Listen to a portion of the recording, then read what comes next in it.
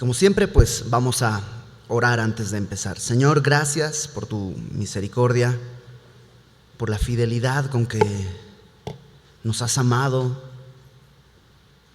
por el acceso que tenemos al trono de tu gracia aún el día de hoy. Gracias por habernos perdonado, habernos recogido y habernos dado una esperanza. Y ponemos este tiempo en tus manos, Señor, rogándote que tu palabra cumpla en nosotros aquello que tú has dicho, que es transformarnos y renovar nuestro entendimiento. A ti sea toda gloria, Padre, en el nombre de Jesús. Amén. Toda historia de Felices para Siempre comienza con un había una vez. Y así comienza la historia, no exactamente, pero comienza diciendo: aconteció en los días que gobernaban los jueces. Así comienza el libro de Ruth. Y el libro de Ruth es uno de los libros, no sé si más dramáticos, pero sí más bonitos en su lectura. Si nunca lo has leído así de principio a fin, es un libro cortito, lo puedes leer por completo muy rápido y termina muy bonito. Y es una historia de amor. Es una historia de amor. Algunos han dicho que si los productores de Hollywood tuvieran un poquito más de iniciativa, harían de esto una gran película. Ojalá que no, porque normalmente las películas las hacen mal, pero la trama es así. Comienza mostrándote el problema, mostrándote una pequeña luz de esperanza, luego obviamente aparece la desesperanza total, la pérdida total, todo está cerrado, todo está mal, y al final florece una nueva salida mejor que la que primero había surgido. Pero todo comienza así. Había una vez. Capítulo 1 dice: aconteció en los días que gobernaban los jueces que hubo hambre en la tierra. Los tiempos de los jueces ya los conocen, los hemos estado estudiando, pero al final del libro de Jueces, capítulo 21, verso 25, está el resumen de cómo era en ese tiempo de los jueces. Dice Jueces 21, 25: en estos días no había rey en Israel, cada uno hacía lo que bien le parecía. Era un tiempo de anarquía. ¿Te acuerdas las historias que vimos? Lo de el levita y su concubina, lo de este hombre que sacrifica a su hija, todas esas historias. Ese es el marco en el que va a suceder todo esto que estamos viviendo en Ruth. Además dice que hubo un hambre en la tierra, y es interesante que en la Biblia la idea de hambre no es solamente un fenómeno climático, no es como que hubo sequía y ya. Acompáñame a Deuteronomio, por favor, capítulo 11. Deuteronomio, capítulo 11.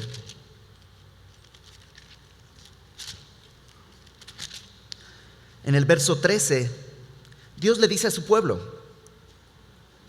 si obedeciereis cuidadosamente a mis mandamientos que yo os prescribo hoy, amando a Jehová vuestro Dios y sirviéndole con todo vuestro corazón y con toda vuestra alma, yo daré lluvia de vuestra tierra a su tiempo, la temprana y la tardía. Recogeréis tu grano, tu vino y tu aceite.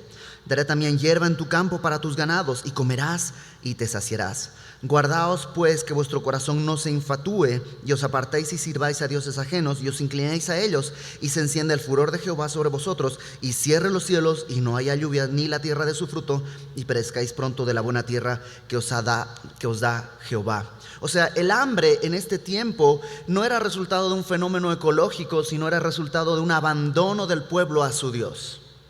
El pueblo debía estar postrado delante de su Dios, pero en vez de eso, lo vimos en Jueces, vivían en un desorden absoluto.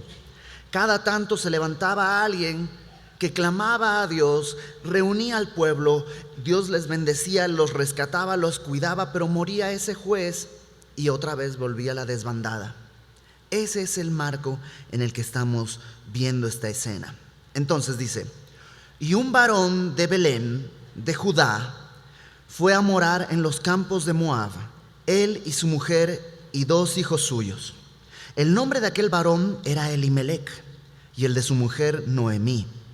Y los nombres de sus hijos eran Mahlón y Kelión, efrateos. Efrateos quiere decir que eran de la tribu de Efraín. de Belén de Judá. Llegaron pues a los campos de Moab y se quedaron allí. ¿Qué es lo que sucede?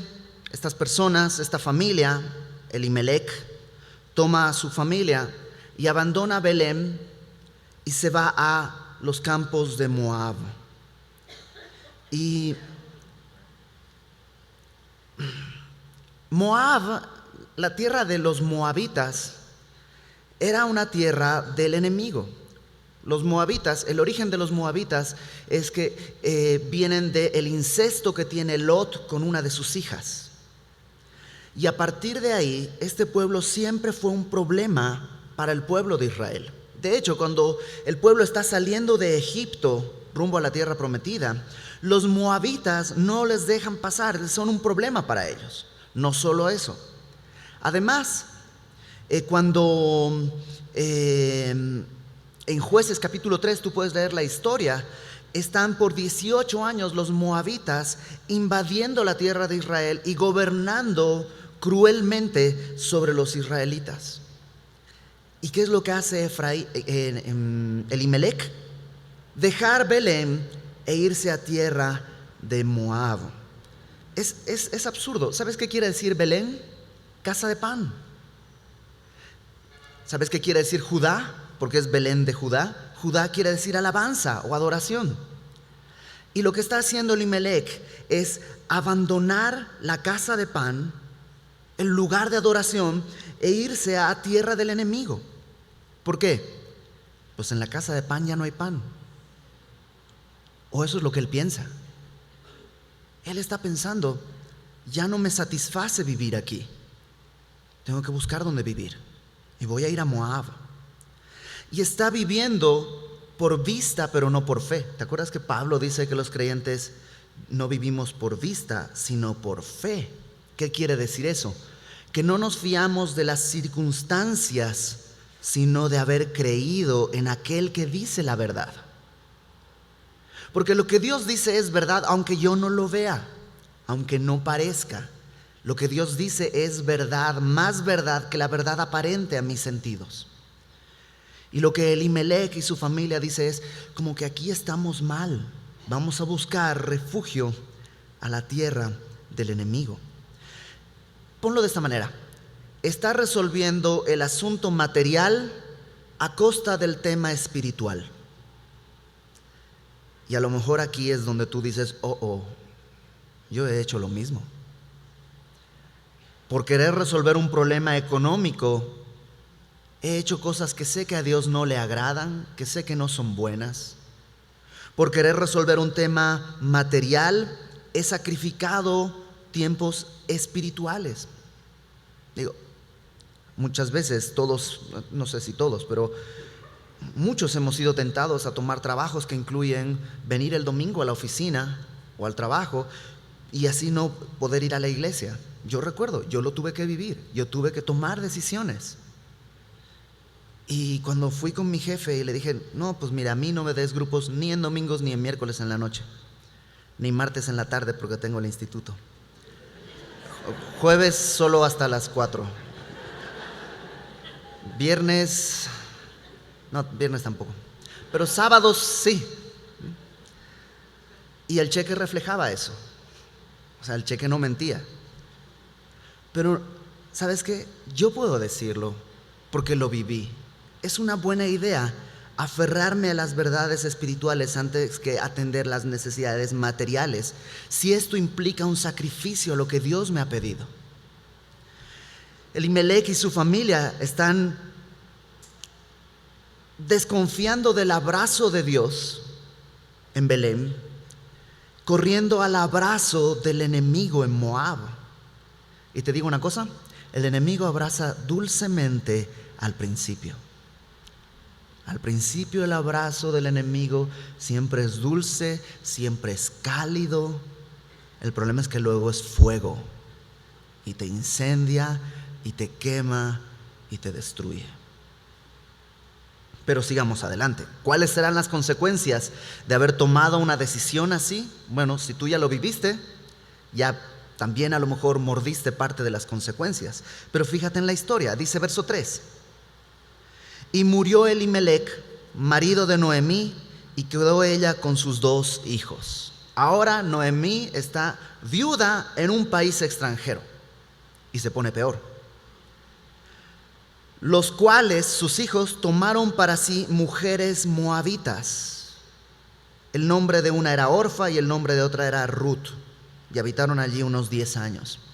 ¿Por qué peor? Porque los judíos no podían casarse con moabitas. Los moabitas eran enemigos del pueblo.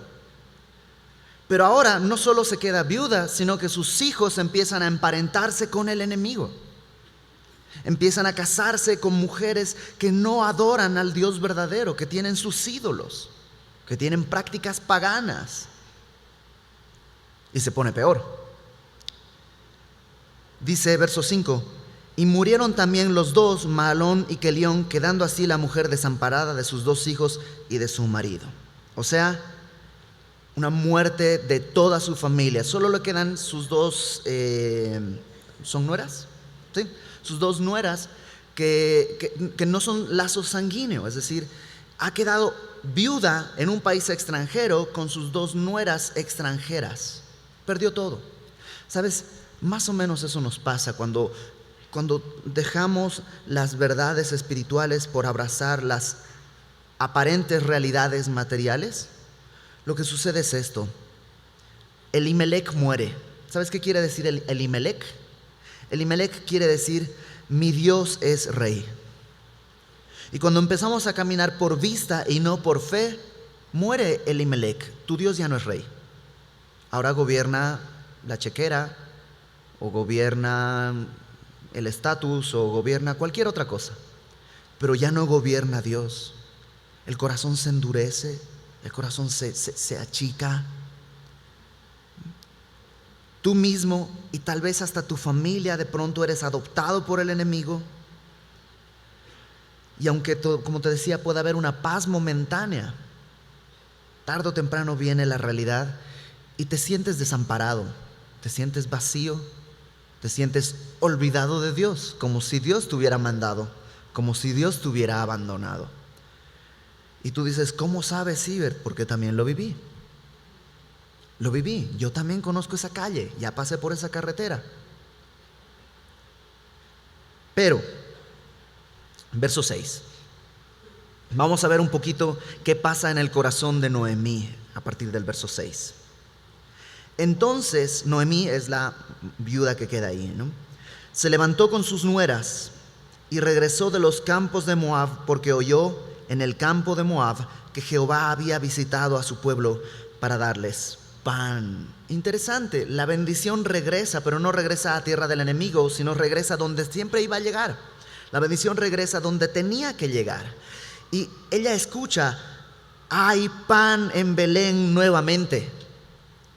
Y se levanta y regresa. Pero fíjate lo que sucede, verso 7. Salió pues del lugar donde había estado, y con ella sus 2 nueras, y comenzaron a caminar para volverse a la tierra de Judá. Y Noemí dijo a sus 2 nueras: andad, volveos cada una a la casa de su madre.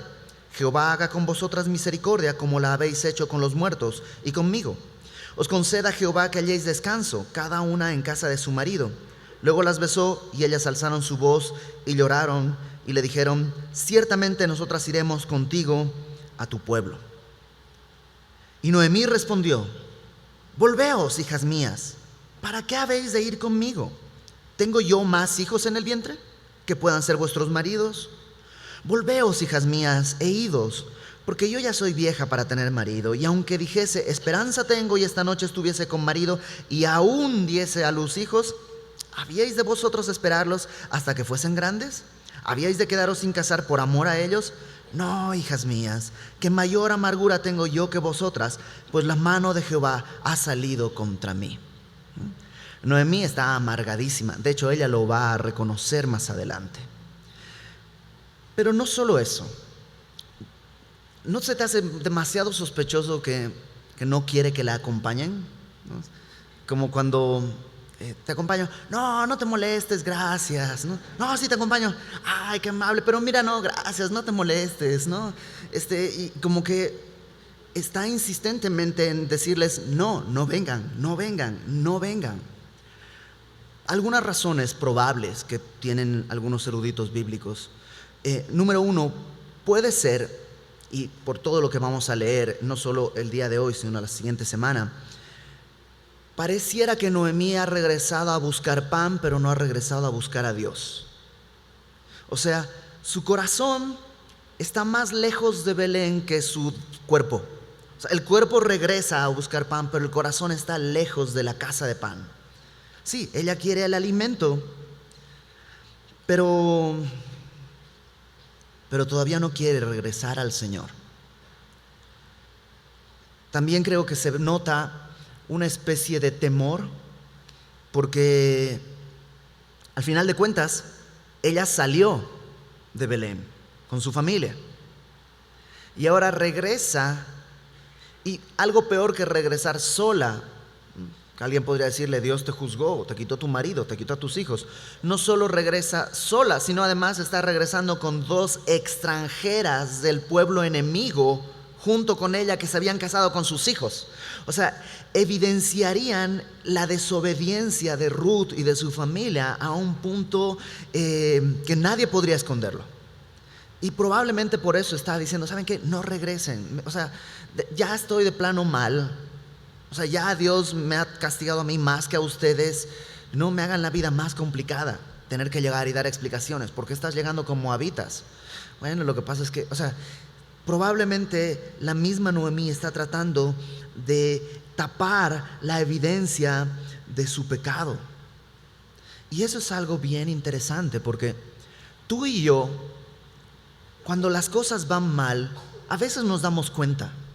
Creo que estoy caminando fuera de la voluntad de Dios. Ya no estoy en la casa de pan, estoy en la tierra del enemigo. Voy a regresar, pero que nadie se entere y que no se note. Y mejor no digo nada. Estuve en pecado, pero ya me arrepentí, ya volví. El problema es que cuando hay pecado y el pecado en verdad ha sido revelado a tus ojos, hay 2 cosas esenciales que tienen que ocurrir: confesión y arrepentimiento. Confesión es algo más que decir mi pecado. O sea, voy a decirle a alguien que pequé. Eso puede ser parte, pero no es todo.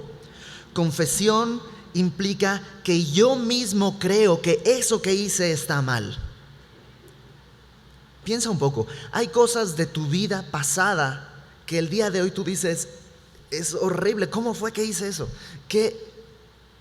No solo qué oso, qué vergüenza, qué nefasto que yo haya podido vivir haciendo eso. ¿Hay cosas así en tu vida?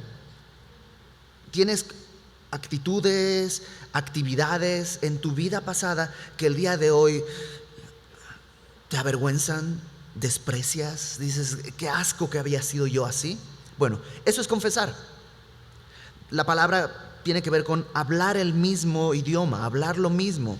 Lo que Dios llama pecado, yo no le voy a decir error. Bueno, es mi carácter, así somos los del norte o los del sur o los del este o los jóvenes o sea, tenemos tantas excusas, pero lo que Dios dice es verdad, por tanto eso es pecado. Eso es confesar. No solo decirle a alguien: oye, ¿sabes qué? Le fui infiel a mi esposa. Eso es vanagloria. El pecado implica: es pecado, lo que hice es pecado, merezco la muerte, merezco la ira de Dios sobre mí. Pero no solo tiene que haber confesión, sino también tiene que haber arrepentimiento. Y el arrepentimiento es un cambio en mi conducta. Voltear. El pastor Jaime Foot define que arrepentimiento es así, como cuando agarras un calcetín, metes la mano y lo volteas. Así, tiene que ser otra cara en nosotros. Tiene que haber un cambio absoluto. Es voltear todo. Y no puede haber arrepentimiento si no ha habido confesión. Porque pues ¿de qué me voy a arrepentir? Si todavía no lo he entendido, si no lo he confesado. Y si lo confieso pero no me arrepiento, realmente no lo he confesado, no lo he entendido. Y aquí Noemí está regresando un poco tapando, que no se note tanto, ¿no? Sí van a ver que vuelvo pues sin marido y sin hijos, pero que no se note todo lo que está alrededor. Quiere volver al pan, pero no quiere volver al Señor. Ahora, veamos un poco a Orfa. Ya vimos el corazón de Noemí, veamos a Orfa. Orfa quiere regresar. Cuando Noemí les dice, verso 8, vayan, regresense a su tierra, dice en el verso 9, las besó, ellas alzaron su voz y lloraron y le dijeron, ciertamente nosotras iremos contigo a tu pueblo. Orfa tiene un corazón apegado a Noemí, era una nuera que se llevaba bien con su suegra y decía, no, no te puedo dejar, quiero estar contigo. Noemí las besa, lloran, pero luego Noemí insiste, vuélvanse, ya no les voy a dar marido, no puedo tener hijos y aunque tuviera hijos me van a esperar hasta que crezcan. No, ¿saben qué? Regrésense. Verso 14, alzaron otra vez su voz y lloraron, y Orfa besó a su suegra, mas Ruth se quedó con ella. Y Noemí dijo, he aquí tu cuñada se ha vuelto a su pueblo y a sus dioses, vuélvete tú tras ella. O sea, Orfa sigue emocionada, sigue dolida, la voy a extrañar, pero pues bueno, está bien, tienes razón. ¿Qué voy a conseguir aquí? Mejor me regreso. Y Orfa se regresa. La besa, la quiere, llora, se emociona, pero se regresa a Moab. Un detalle más acerca de Noemí. ¿Leíste el verso 15? Noemí le dice a Ruth, mira, tu cuñada se ha vuelto a su pueblo y a sus dioses, vuélvete tú tras ella. O sea, es una especie de evangelismo, pero al revés, ¿no?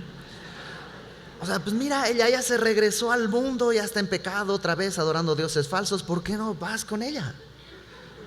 O sea, te digo, el corazón de Noemí está pensando en tapar su vida, pero no está pensando, oye, una gentil quiere conocer al Dios verdadero. Está pensando en, ¿sabes qué? Vas a ser un estorbo para mí.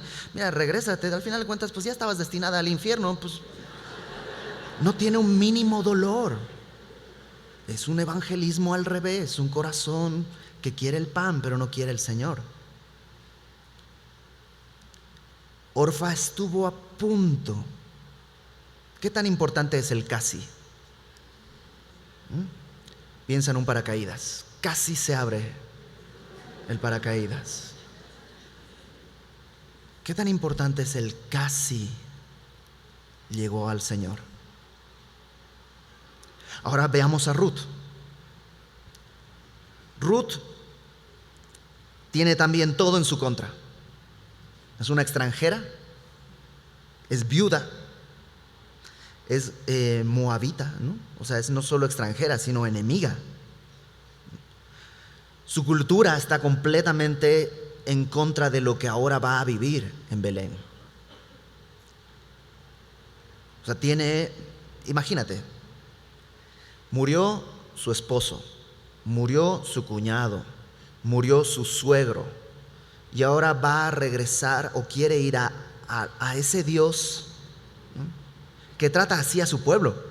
O sea, ¿te imaginas? Uno diría, pues no, es que ese Dios es buenísimo porque mira cómo trata a toda su gente. Pero ella en su percepción dice, pues este Dios está matando a todos, pero de todos modos no te voy a dejar. Es más, su suegra misma no quiere que la acompañe. O sea, regrésate, vuélvete a tus dioses, a tu idolatría, a sacrificar a tus hijos a los dioses. Pero fíjate la actitud de Ruth, verso 16. Respondió Ruth, no me ruegues que te deje y me aparte de ti, porque donde quiera que tú fueres iré yo, donde quiera que vivieres viviré. Tu pueblo será mi pueblo y tu Dios mi Dios. Donde tú murieres moriré yo, y allí seré sepultada. Así me haga Jehová y aún me añada, que solo la muerte hará separación entre nosotras dos. Muchas veces se toma este versículo y se lo lee en las bodas, ¿no?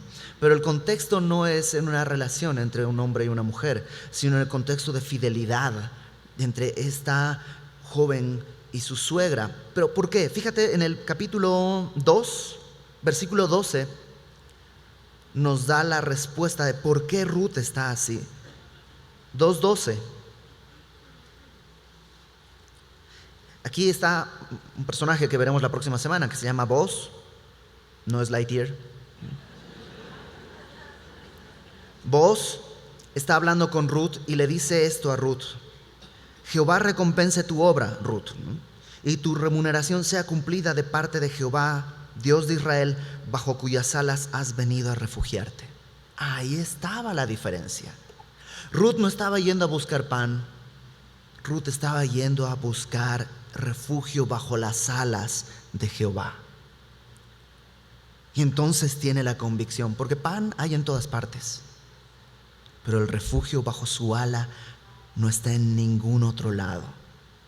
No hay otro lugar donde puedas sentir, vivir y tener el deleite de haber sido amado como Dios nos ha amado. No hay Moab suficientemente fructífero que pueda compararse a la sequía bajo el abrazo del Señor. Y Ruth dice, no le hace, yo voy contigo. Y no me pidas que regrese, porque no voy a regresar. Donde tú vivas, ahí voy a vivir. Donde tú mueras, ahí voy a ser sepultada. Solo la muerte nos va a separar. Ahora, por otro lado, ya vimos a Noemí. Noemí es un desastre, pero Dios la usa. Porque Dios no es un desastre. Dios sigue siendo amoroso. Y Dios está usando a una Noemí desastrosa para tomar a una Ruth que necesita el abrazo del Señor. Verso 18. Y viendo Noemí que estaba tan resuelta a ir con ella, no dijo más. Anduvieron pues ellas dos hasta que llegaron a Belén. ¿Cómo habrá sido ese caminar, no? ¿Cómo habrán? Porque no son 10 minutos, una jornada larga. ¿Cómo habrán platicado? Noemí le habrá dicho, bueno, pues ya que vamos a ir, Ruth, convendría que bajaras tu falda unos 3-4 dedos. No digas nada acerca de, le habrá estado explicando la cultura a la que va a llegar, cómo tiene que comportarse. Le habrá estado Ruth preguntando, ¿cómo es Belén? ¿Cómo es una casa de pan? ¿Cómo es este Dios al que estamos yendo? ¿Qué habrán conversado todo ese tiempo? Y llegan y dice, aconteció que habiendo entrado en Belén, toda la ciudad se conmovió por causa de ellas y decían, ¿no es esta Noemí? ¿Sí? ¿No es esta la que se fue? Y ella les respondía, no me llaméis Noemí, llamadme Mara. Noemí quiere decir placentera o deleite. Mara quiere decir amarga. Entonces dice, no me llamen deleitosa, no me llamen Noemí, llámenme amarga. Mi nombre no refleja lo que está en mi corazón, porque en grande amargura me ha puesto el Todopoderoso. Ándale. ¿Fue Dios quien la sacó de la casa de pan? ¿Fue Dios quien la expulsó de sus dominios? No, pero eso es lo que ella ve. ¿Y cuántas veces tú y yo hacemos lo mismo?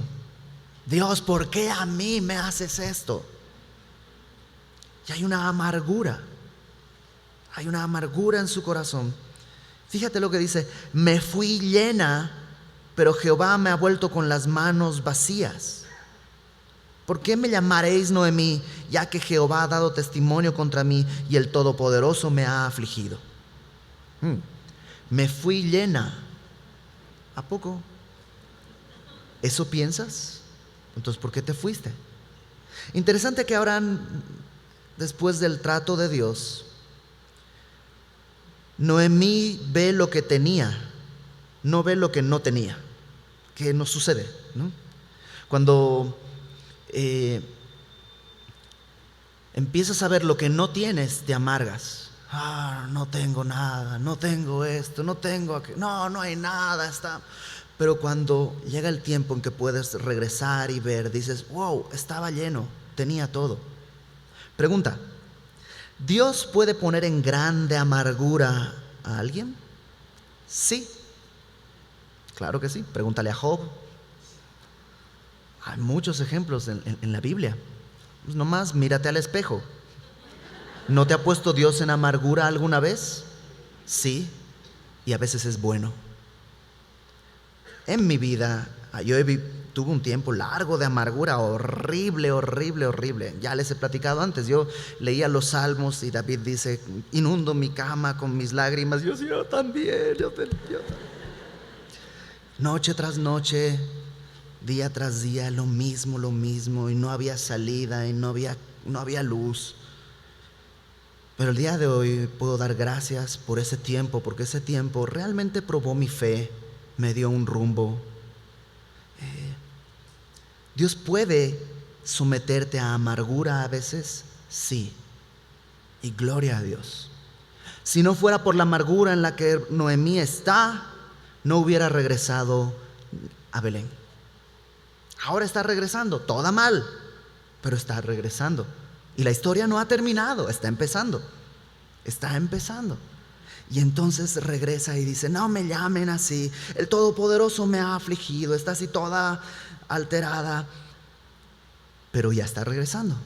Verso 22, así volvió Noemí, y Ruth, la moabita, su nuera con ella, volvió de los campos de Moab, y llegaron a Belén al comienzo de la siega de la cebada. Esto es entre marzo y abril.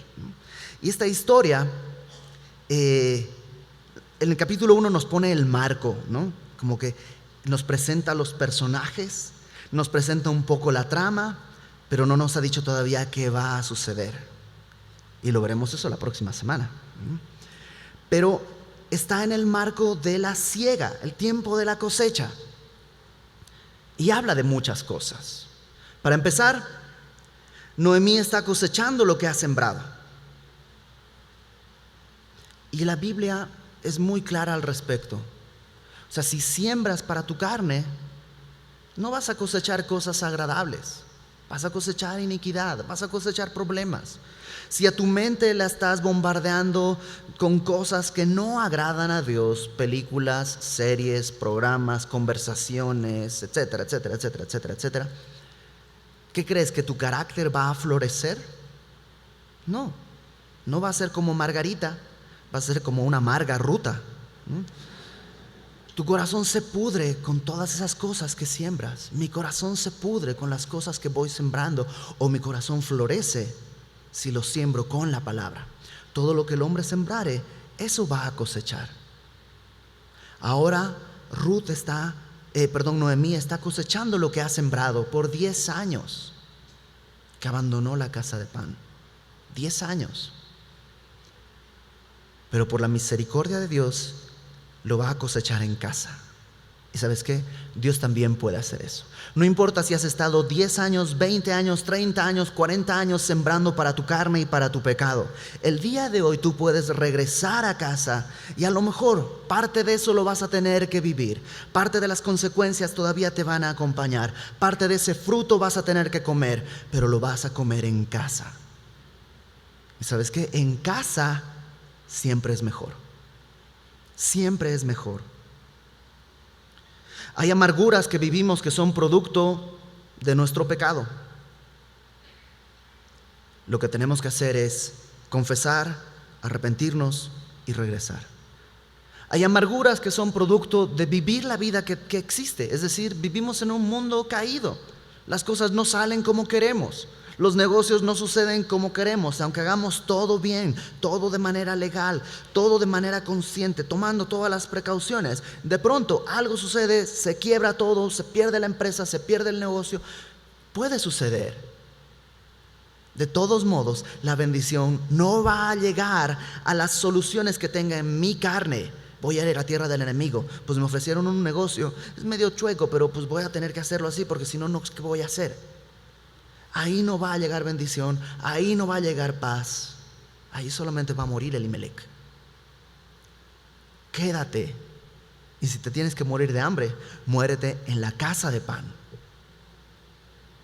Porque Dios quiere darnos algo más que el pan diario. Dios quiere darnos el pan vivo que descendió del cielo. Pero para eso necesitamos reconocer nuestra condición de pecado, venir arrepentidos y recibir su abrazo, no el abrazo del enemigo. No seas como Orfa. Si el día de hoy Dios te está diciendo, esto y esto y esto y esto es Moab, tienes que soltar y regresar. Si Dios te está diciendo eso, no te emociones y digas, sí, voy a ir, y beses y abraces el mensaje del Señor y luego te apartes. No seas como Orfa. Sé como Ruth, que dice, sí, yo sé dónde voy. No me van a querer tal vez, no tengo ninguna esperanza, pero están las alas del Todopoderoso. Regresa a casa hoy. No importa cuánto tiempo, no importa cuántas cosas estén de aquí para atrás. Si el día de hoy regresas, la casa de pan, la casa del Señor está abierta para sentarte a su mesa. Eso es la gracia de Dios. Y este libro tiene a la gracia como protagonista. Vimos esto.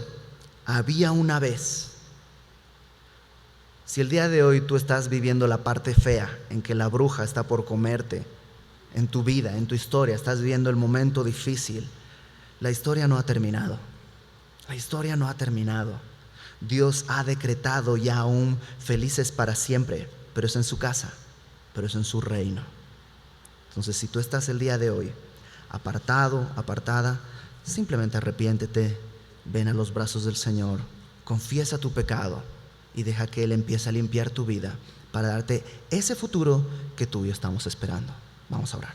Señor, gracias porque podemos ver que aún en los tiempos difíciles tu mano no se aparta, sino que aún las angustias que tú has hecho caer sobre nosotros y sobre nuestras espaldas son una muestra de tu amor para guiarnos, para regresarnos, para devolvernos al lugar donde tú nos quieres. Yo te ruego, Señor, por mis hermanos que están aquí. Si es que hay alguien que ha estado caminando mal, que conoce tu palabra, que ha conocido tu gracia, que ha conocido tu gloria,